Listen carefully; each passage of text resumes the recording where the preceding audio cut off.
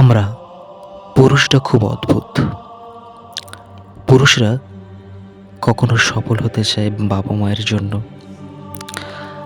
কখনো সফল হতে চায় প্রিয় মানুষটাকে পাওয়ার জন্য।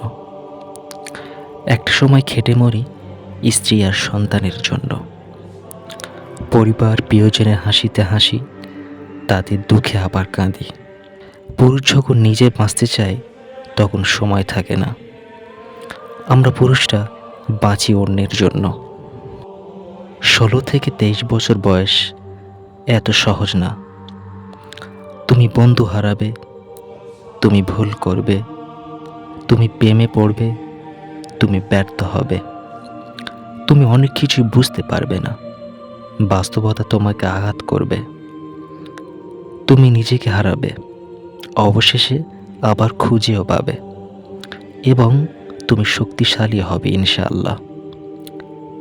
সব কিছু নিয়ে জীবন সুন্দর, আলহামদুলিল্লাহ।